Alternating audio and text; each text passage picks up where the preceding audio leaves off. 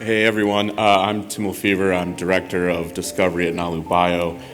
Thanks to CannMed for inviting me to give a talk about some of the investigative research we're conducting on minor rare cannabinoids in pursuit of both nutraceutical or therapeutic development. So I think it's obviously a very exciting time in the cannabinoid space. Well, certainly there's been no shortage of research and interest in developing cannabinoid-based health products or therapeutics. There's also a lot we just don't know yet. And so we've got this surge of interest in cannabinoids. Regulations are continuing to evolve, and research is advancing and coming out more and more and more. But there's still a lot for us to do. And so we believe that the synthetic pathway offers us an opportunity. So we can synthetically derive cannabinoids that currently cannot really be extracted from any existing plant genetics. And so what we propose is developing these synthetic pathways, investigating them, putting them out on the marketplace, and kind of establishing the pathway for botanical development down the road. So we're not saying this is a separate pathway to botanical development or that it's better in some way. It's just sort of paving the way to justify the genetics on the plant-touching side of the business, eventually towards botanical preparations that may have better effects, the entourage effect, more the sum is greater than any of the individual cannabinoids.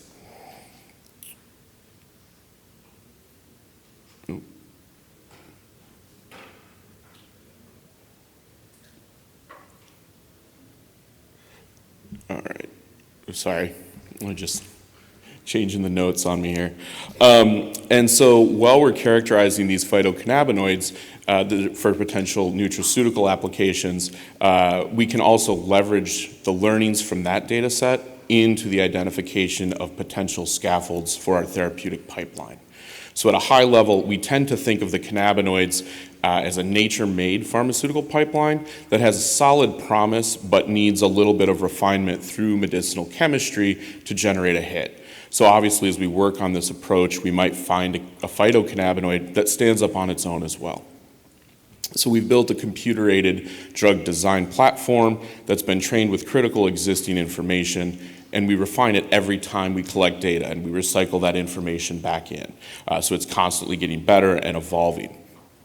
And so with each cycle, it improves in the designs it spits out, given the parameters that we set, hopefully generate promising NCEs that we can follow up on. So again, this is just a high-level outline of how this commercial and therapeutic endeavors are connected. So we start again with the cannabinoids on the left. We screen them computationally and then follow up physically. And then for those that have limited data, we'll undertake tox and efficacy studies while optimizing our synthetic approach to making them and protecting any IP that comes out of any of that work. And if a phytocannabinoid looks good through that entire process, we'll pursue commercialization. And you can see, now moving to the right, how the information gathered on the phytocannabinoids can inform our therapeutic program. So you see that the early drug discovery cycle is very similar to the phytocannabinoid cycle. Again, this is intentional. We're trying to drive efficiency and synergy across our platform. But you can see that as we go farther into the drug development pathway, the assays start to deviate to be a little bit more traditional of a drug discovery program. And again, if we get lucky and we identify a potential hit, we move towards pre-IND enabling work. Otherwise, we continue to revise and refine our NCEs. And again, I just wanted to provide this context of our program at Nalu before we jump into the work that we did for this talk, so you kind of have an idea and the rationale for why we did what we did. So for this first run through of this approach, we screened a number of phytochemicals. Some obviously have been more studied than others to get a sense of how this process might work, tweaks we may need to make in this approach going forward, the predictive validity of some of our models, and then just the overall value. And so given the massive amount of data that we've collected and some of which I'll show today, I'm just going to try to focus on CBC, CBGV, CBDV, and delta-8 THCV. I'll present the data from the other phytochemicals, and we'll touch on some interesting findings here and there, but we'll focus on those four. So again, as you saw in the approach above, what we're doing is fairly robust. We're focused on modeling and high throughput screening initially to triage early and cheaply, kind of a staple of a drug discovery approach. So we evaluated these cannabinoids across a range of assays and experiments, starting by validating docking models at several orthosteric and allosteric sites. And for today, we'll touch on CB1, mu, and GPR119. We then screened all of these phytochemicals in ADME and physicochemical assays and some additional models. We looked at microsomal stability in human, rat, and mouse cells, MDCK, MDR1 permeability, kinetic and thermodynamic solubility, finally log P and log D. And then we examined the activity of the cannabinoids in across several targets in radioligand binding assays and functional assays. And again, this overlapped with some of our docking targets where we wanted to compare the validity of our docking model as well as get a sense of in vitro activity at some of the other targets we have not yet modeled.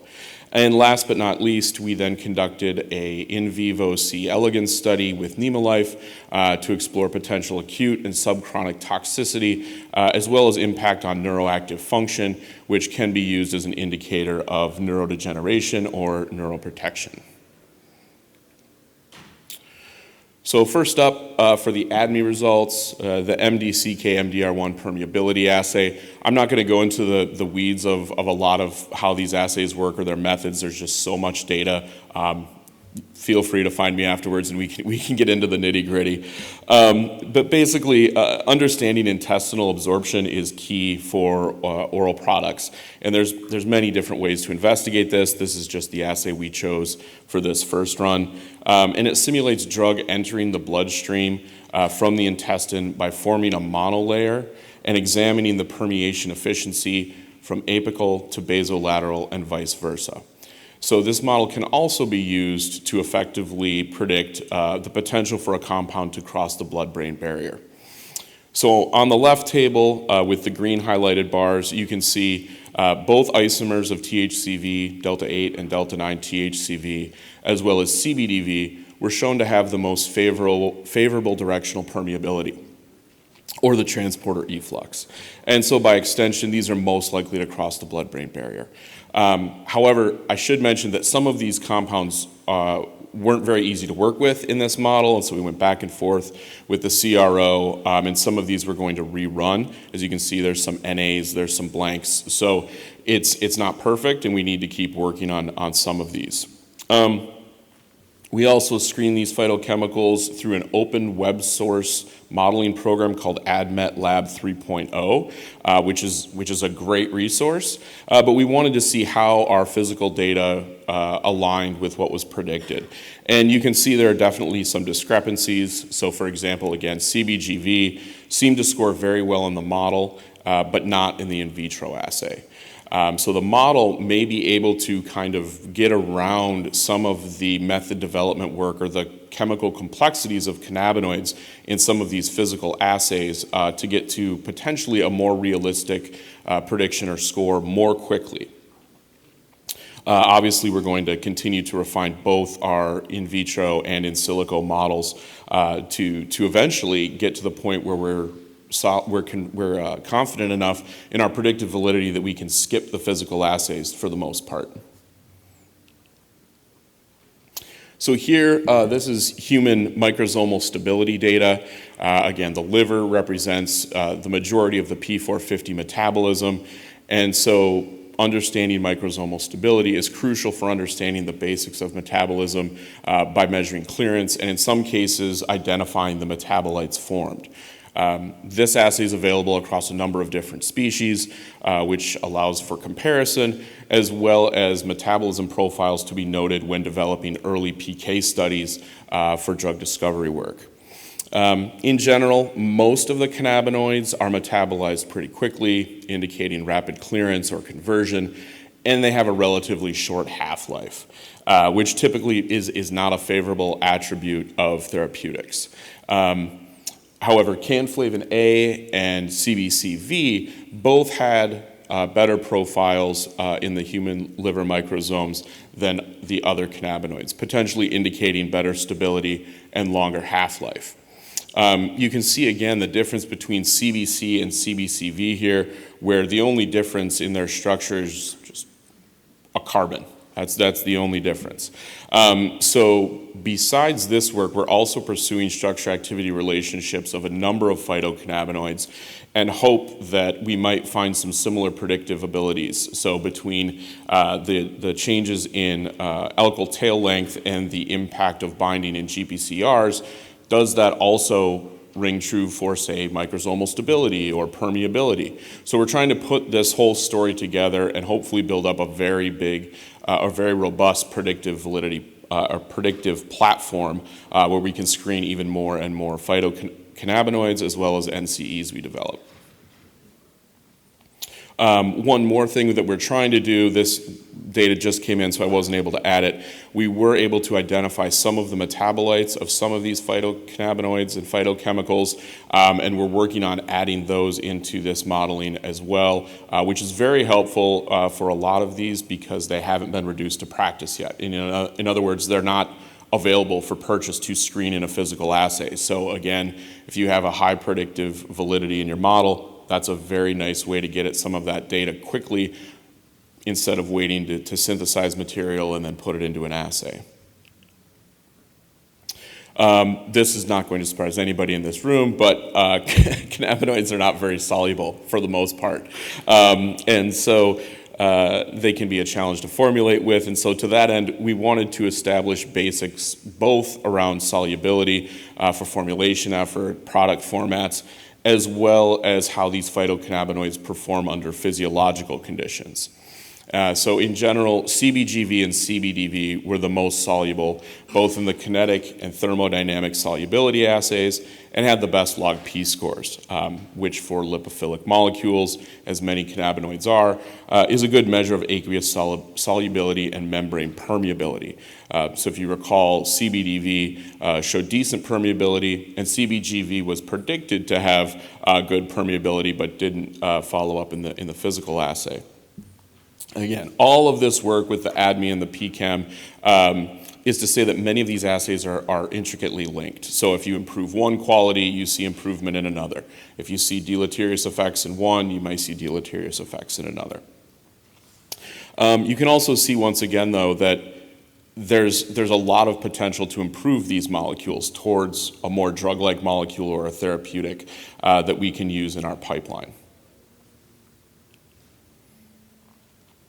So on to the docking models, and again, this is a whole talk in and of itself, and this is the work of my colleague Mehdi Hagdoust.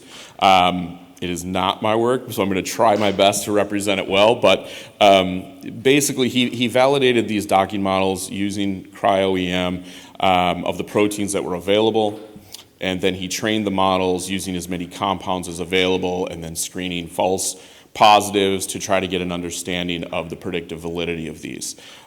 His goal is 70% predictive accuracy, where we're moving towards 80% as our standard.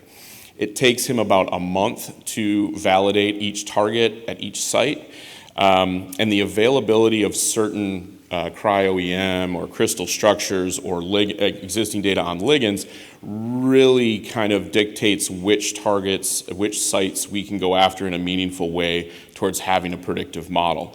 So for example, allosteric binding sites, ion channels, the availability of data on CB2 agonists kind of limit the ability of some of those models to be more predictive than others.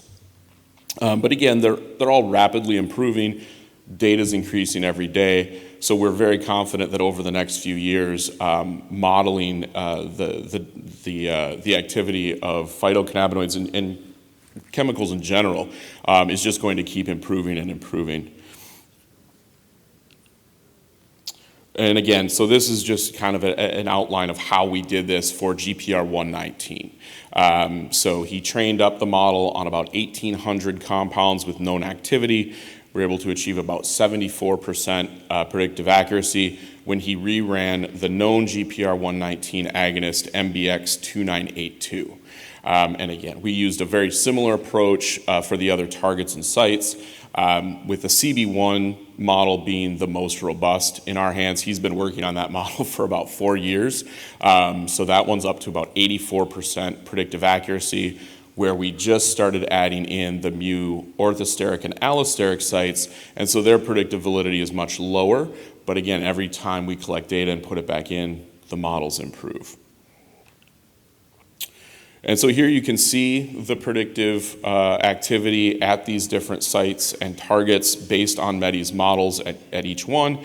And so on the top half of this table, you can see the scores for the phytochemicals. Again, a lower score indicates predictive better activity.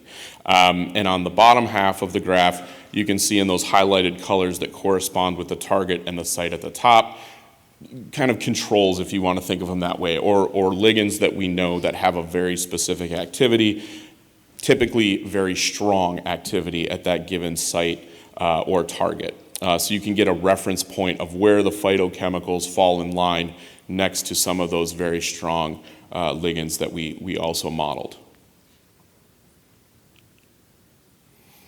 So to help verify these models, then what we did is we went out and we conducted some in vitro bioassays. So we pursued a number of different radioligand binding and functional assays.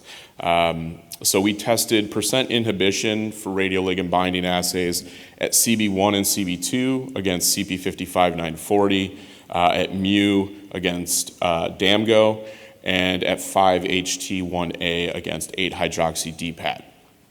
We also then completed dose effect curves for those 4 targets in cyclic AMP functional assays to derive IC50s for agonist and antagonist activity. For TRPV1, TRPM8, and TRPA1, we used functional calcium flux assays.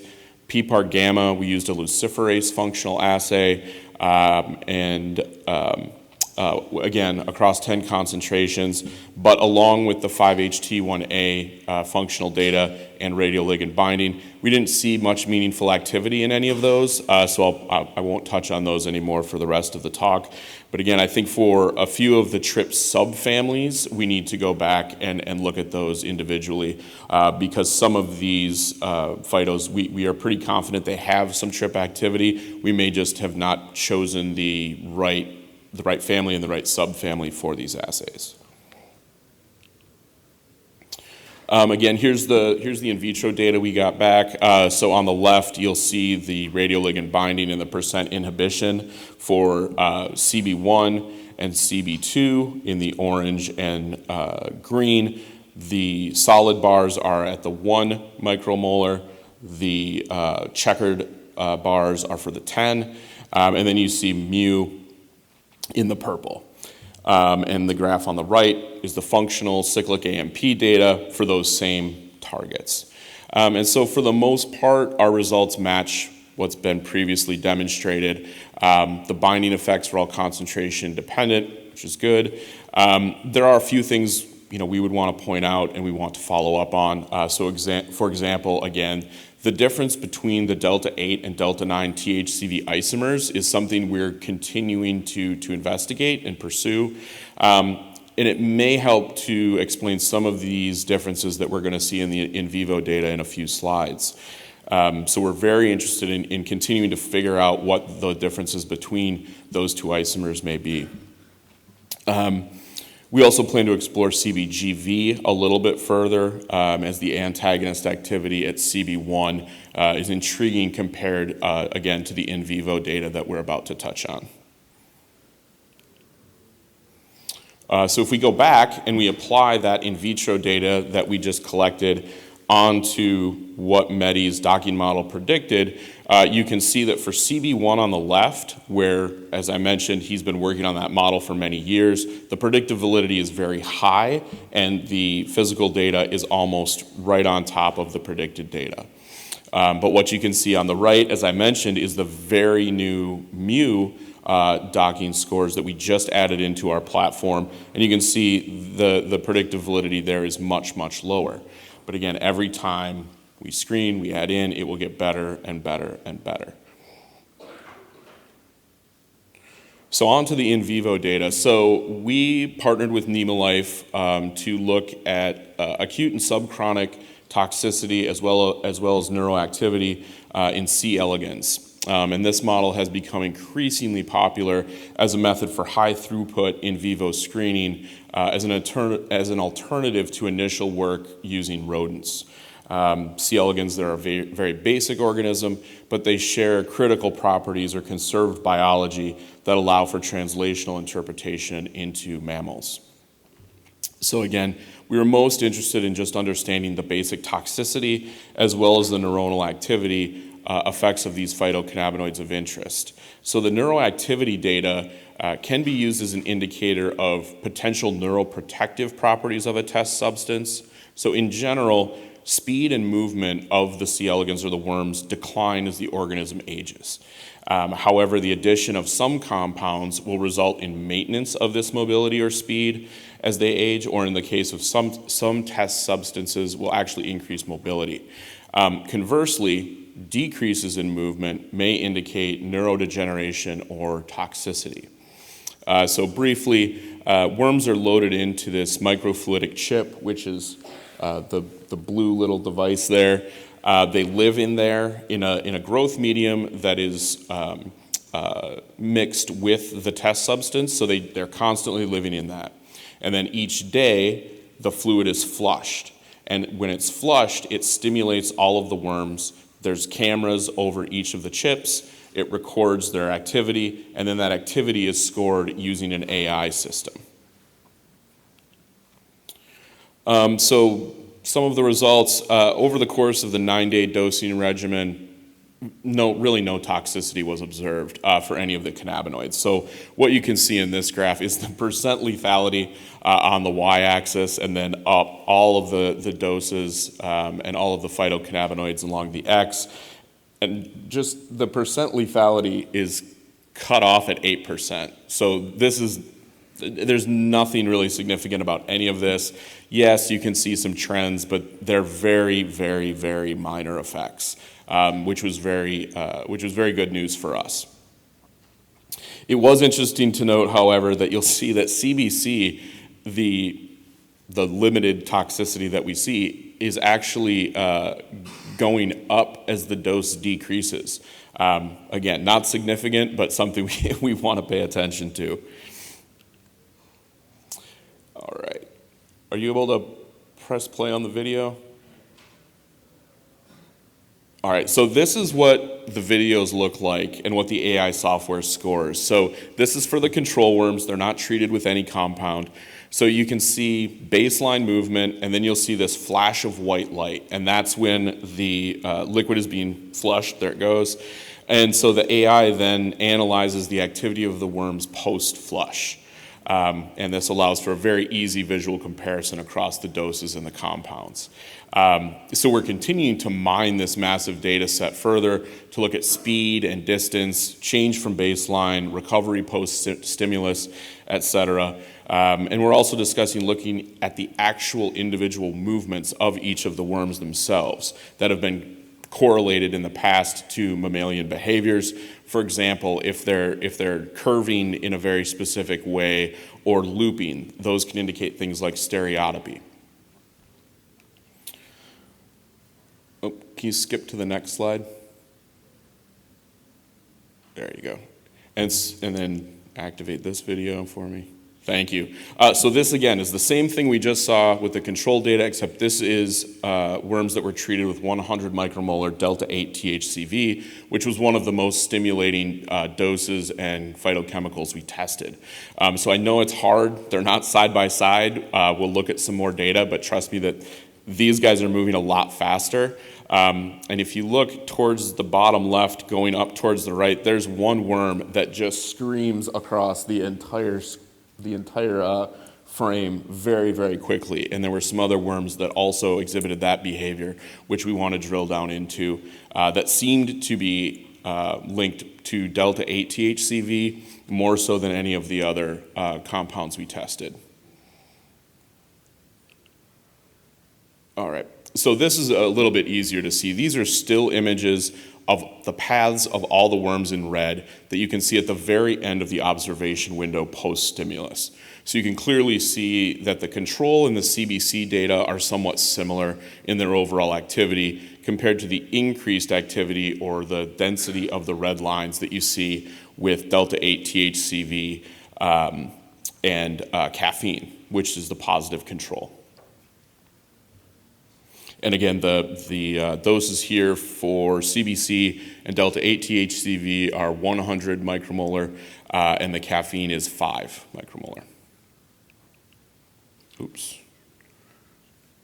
There we go. So I'll just talk briefly about a couple of the individual phytocannabinoids. So CBC was pretty interesting in this model. The effects weren't dose dependent or consistent. So it could be that we were off on the dose range. We may need to go back and look at it again.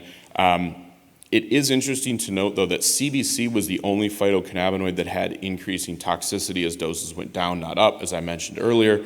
And again, not significant, but certainly worth following up, as CBC does have some published data indicating that it has some neuroprotective effects.